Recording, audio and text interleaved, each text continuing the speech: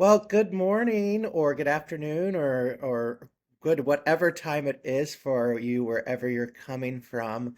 I'm Bruce Young. I'm the affiliate relations specialist here at NAAEE, and it is my joy and privilege today to introduce Jason Frazer, one of our guests and speakers at this year's conference.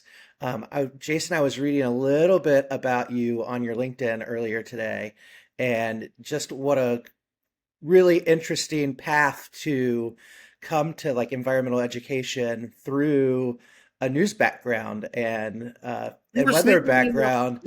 wait, you were sneakily looking up on my social media pages. Like, I feel like that's like the thing that everybody does. It's like they instantaneously either get an email from somebody or they meet somebody, and it's like, oh, let me Google them really quickly. Let me just Yeah. see what this person's all about.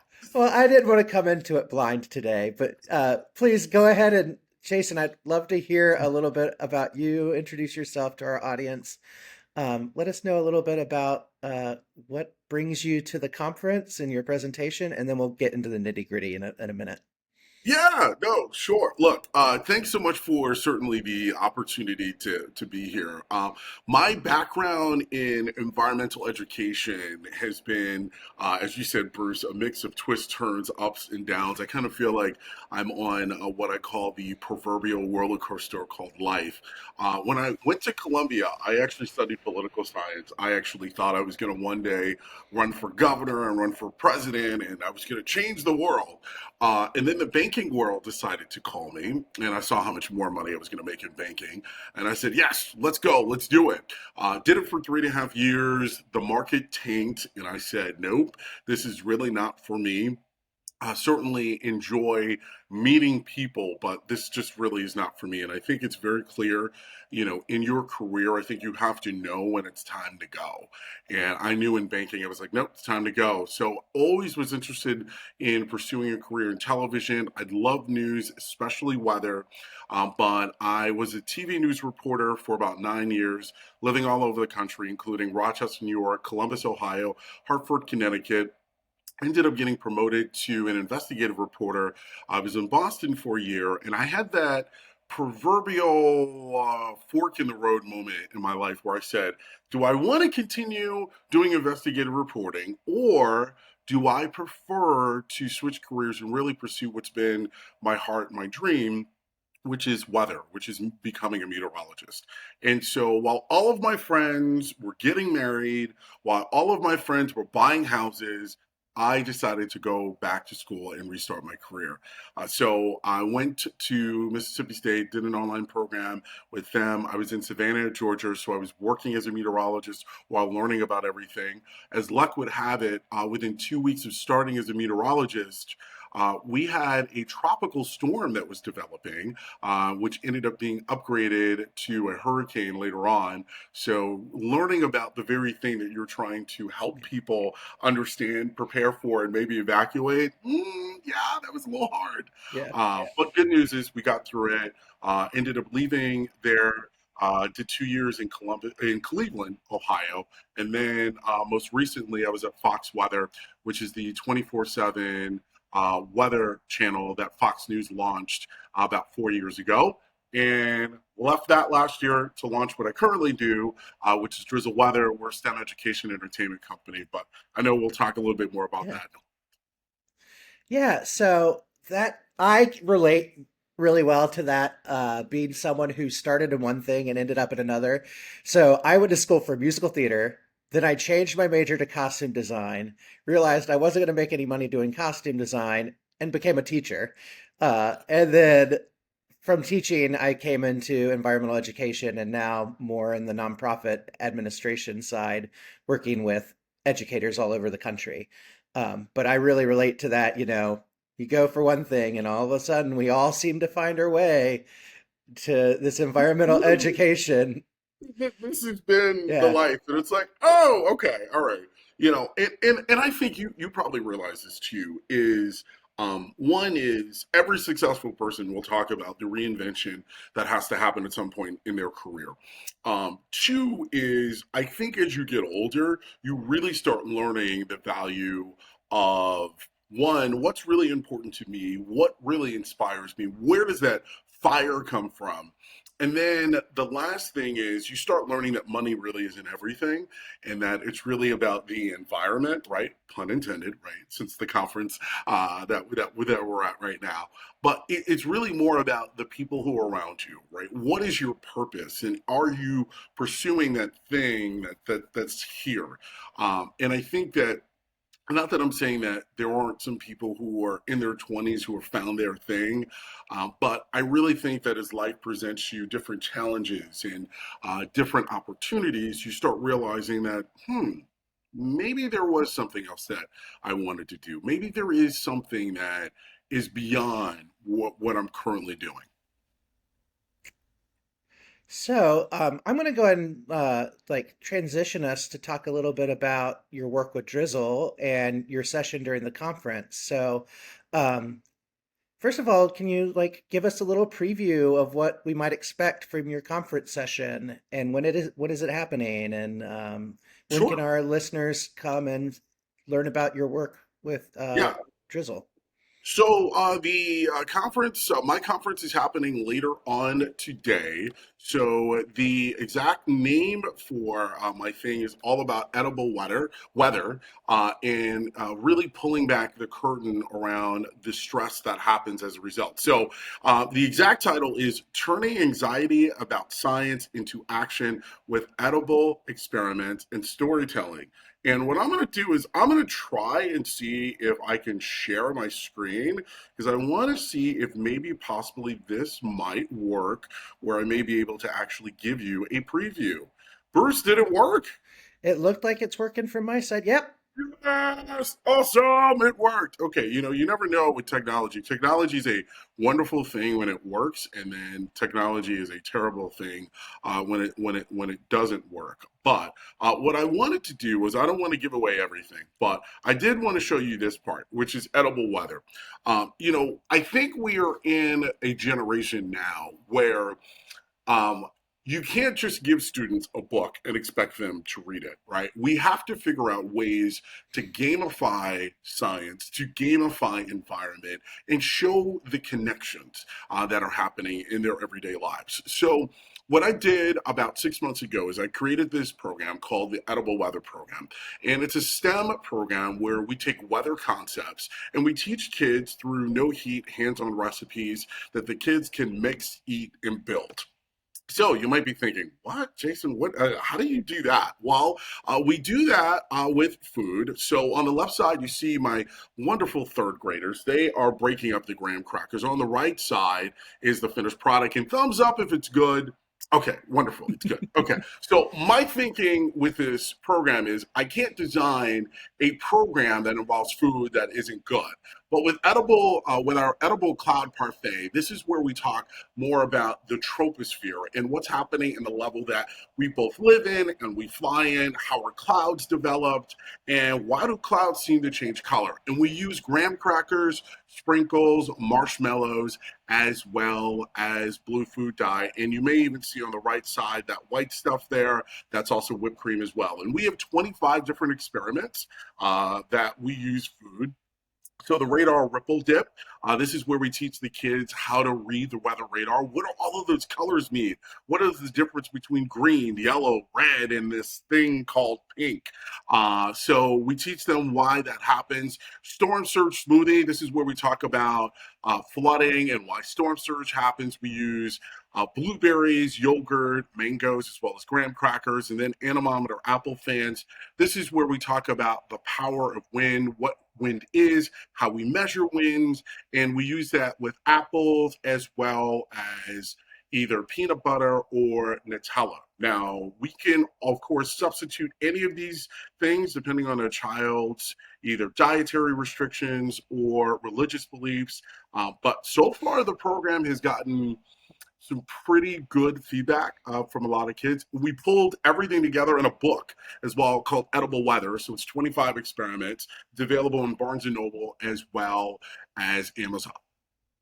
Wow, this that is really amazing. I when I was first started teaching, I taught at a progressive school, and we did a lot of hands-on, like learning like this, and I remember teaching the rock cycle using starburst.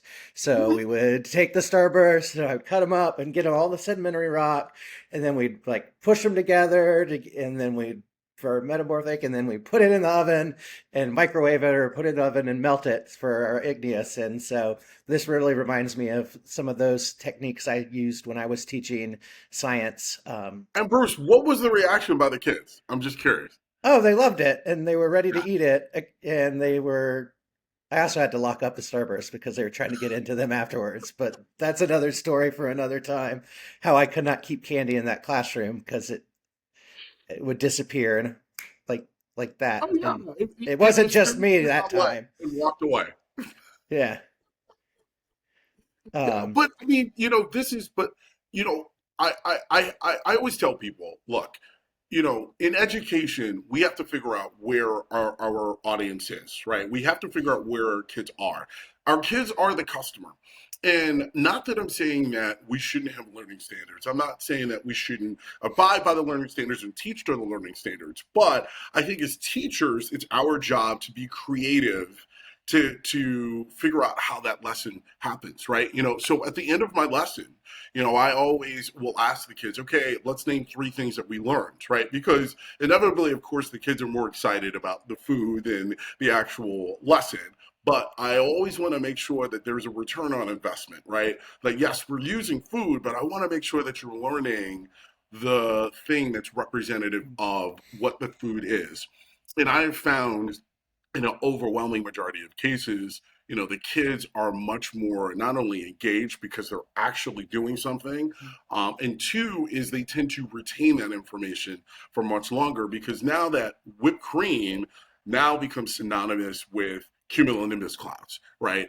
Over a sudden, whenever they see sprinkles, now they start to think about either the rainbow or why the clouds are changing color. And so that is where I get the proverbial warming sensation in the heart because now I know we weren't just teaching, we maybe possibly inspired the next generation of environmentalists or meteorologists. so how did you come up with this idea? Where did it come from? What were the inspirations for Sure. edible weather? As you can see, I'm not a small guy. Okay, so I like to eat. I like good food. So there was that. But originally, when we launched the company, we were a ed tech firm. So what we did was we saw as we looked at the marketplace that there was no app that was really targeting the junior high school and high school students. And when you think about who's most susceptible to weather, it's them, right? They're at after school activities, they're Mhm. involved in sports on Fridays and Saturday nights, right? They're out, but there's not really anybody who's talking to them. So we created an app, and unfortunately, as folks in education, we always need to be aware of the political landscape. In New York and New Jersey, both governors decided to remove cell phones out of classrooms. Well, overnight, that basically ruined our business, right? We basically said, all right, we can't do it. And so, what unfortunately happened was we had to go back to the drawing board. And I said, what are some other things that we can do to still engage our kids, but also make sure that we're still abiding by our true mission, which is to inspire the next generation of kids. And so, one day I was doing an experiment, and I said, would you guys be open to including food in it? And all the kids were like, yeah, of course. Da, da, da, da. So I went home and sketched out a couple of different lessons. Also, shout out to ChatGPT because I also put some of them through ChatGPT because look, Bruce. Sometimes you create ideas, but you need somebody else who has maybe a little bit more research to delve more into is this really possible? Is this even profitable? Right? We got to make some money, right? We got to keep the lights on. And coming to find out, it was. And so we partnered with two different groups to try it out. Kids absolutely loved it. And so now we're basically on a mission nationally to get into as many schools and after school programs as possible. Next month, I am going to be debuting a virtual program where it doesn't matter where you are in the world, you'll be able to order a STEM box from us. And every month, you'll be able to get new lessons as well as new recipes. And we're going to also be tying it in to what's currently happening in the world. So obviously you heard about Hurricane Melissa, great opportunity for us to do a hurricane lesson. Yeah, that I mean, I once thought about what would an EE subscription box look like, and never got it out of off the ground out of my head. But it was always like there's a market for that somewhere, and so um, I'd love to hear some of your thoughts on this year's conference. Have you been able to attend any sessions? Have you looked at any of the things coming up that you're really excited about for this year's conference? I think the biggest thing I'm always, always, always, always excited about is really to connect with other environmental educators. I think unfortunately, because we are a very small group, I think sometimes it can feel like you're kind of in a silo, right? Of you're operating in this one thing. You might be one of maybe two or three people in your district or in your school. So, one of the things that has really been inspiring to me is just to see everybody's different works, that they're involved in, and how people are approaching environmental education differently.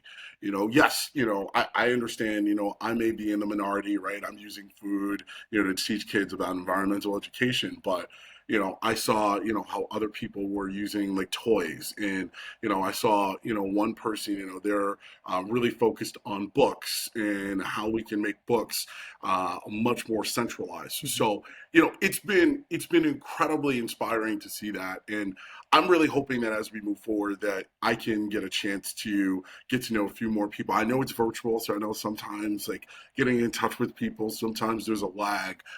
But I always say you're only as strong as your network.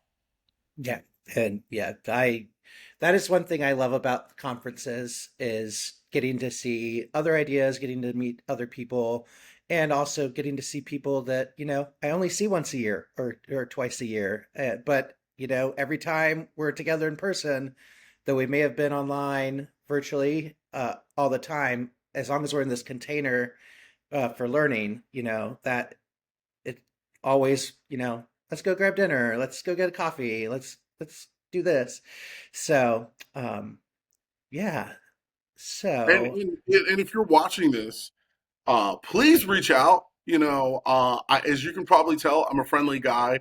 Yes, I'm a New Yorker, okay, but I'm friendly. All right. I also believe in hugs. Okay, I know. In this day and age, we can hug people, but I'm a big fan. I'm very open. So, if you are facing a challenge in your science class, and this inspires you, please reach out, let me know. There is what I'm trying to do is I'm really trying to take this program international eventually. So right now we are based in the New York, New Jersey area. So right in the New York City, I'm like 10 minutes away from New York City. But I've gone all the way up to Boston. We've gone as far south. We're having conversations with some schools in Maryland. So as well as even some schools over in the Chicago land area. So we're trying to take this program national. So please don't feel like, because I'm in New York City that we can't chit chat. Reach out. I want to hear from you. well, and that kind of leads me to a good place. Do you have any social media or website or your own podcast or anything that you'd like people to hear about that you'd like to shout out at this time? Bruce, I have been terrible at social media. Okay, as a matter of fact, we are in the process of hiring a social media coordinator because we recognize how important digital is. But drizzleweather.com, that is our website, www.drizzleweather.com. You can also follow us on Drizzle Weather on Facebook as well as YouTube and TikTok. So we've been really working on this. I admit we're when you're a small team, you got to figure out Mhm. what's really the priority. All right, Is it the website? Is it actually doing the programming, or is it social media? So we're going to get better at it over the next 3 months. I know that we will. But yes, social media, drizzle weather on all platforms. Awesome. All right. Well, to wrap us up, we like to ask guests on our NAAEE podcast, which this is kind of an offshoot of that, but that podcast is called The World We Want. And, you know, what is the world you want going Ooh, forward? Bruce, that is so vague. The world that I want. Okay. I mean, I could go inspirational here, and I could also go. I could also be a realist here, but I'll give you a little bit of both. I mean, the world that I want is I really want to demystify environmental education. I really want to demystify climate and weather. I think for a lot of people, the only time that they ever think about it is when there's a natural disaster. And this is part of the reason why I am personally on a mission to not only inspire but really help the next generation find ways to stay connected, stay active, and maybe even think about this as a career. The other part of this is the world that I want is for us to really think about how even the little things that we do can have large impacts. I remember as a child when we first debuted the recycling program in New York City, and people were like, "Oh my goodness, what is this going to do? Why can't we just trash everything? This is going to be terrible." And I see how that small behavior had such a ripple effect, not only across our city but across our country. And then we started phasing out plastic bags, and I think about how now it's an oddity now to even Mhm. see plastic bags. And when you think about the environment, right now we have X number of ton less of bags in the environment. That's ideally where I want us to get to, not thinking that our behaviors need to be massive, right? Like, oh, we need to give up our cars, or oh, we can't, take planes. But, you know, in a world, ideally, I would like for us to be in a world ideally where we just maybe say it's just let's maybe focus on the small stuff, small things. Instead of driving, maybe 3 blocks, could we walk? It's healthier for us, to do that. That's where I would like for us to ideally be, not only as a country but as a world. You know, I know here in the United States, there are different things that we do that we are slightly behind the rest of the world in. We're a great country. Don't get me wrong. We are an excellent country. But I see what some of our European and our Asian counterparts do in terms of not only engaging people in this idea around climate change and climate renewal and environmental education. I really wish we had that. I really wish more states would make it a part of the curriculum because, there were only a couple of things that impact us all, right? Whether or not, you live in a safe neighborhood, right? I mean, that's something big. Things that impact your health, which is, of course, our environment, right? When you think about if a storm comes through, that's going to impact everybody. It doesn't matter if you're rich, poor, black, white, Asian, Puerto Rican. It doesn't matter if you're a Republican or Democrat. It's going to impact you. So I know that's a very long way of answering your question, Bruce, but I really just wish that our world, that our country would just get to ideally a point where we didn't kind of see environmental education or climate education as this it's this ancillary thing. We don't Mhm. have to do something. No, it really should be part of your main core curriculum because it's so impactful. And we've seen how climate can either be incredibly helpful to a child's development or it can be detrimental. Detrimental, I should say. Yeah.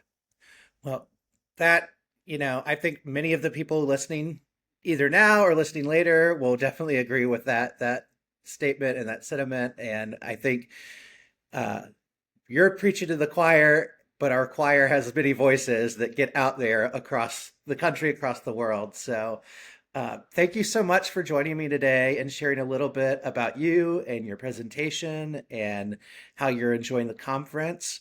I'm going to call out Jason's presentation one more time. It's today, Tuesday, November 4th, from 12 to 1 Eastern Time. And remember, if you're listening to this later and not on Tuesday, November 4th, you can always go back and watch the video of his presentation until January. So you'll have a couple of months to go back and check it out yourself. So thank you And again, shameless Jason. plug, Bruce. Feel free to reach out to me. I'm always Yes, looking for partners. yes. drizzleweather.com. You can find my email address on there. You can send me an email, or you can feel free to hit me up on either TikTok or Instagram at drizzleweather. All right. Thanks, Jason. Thank you.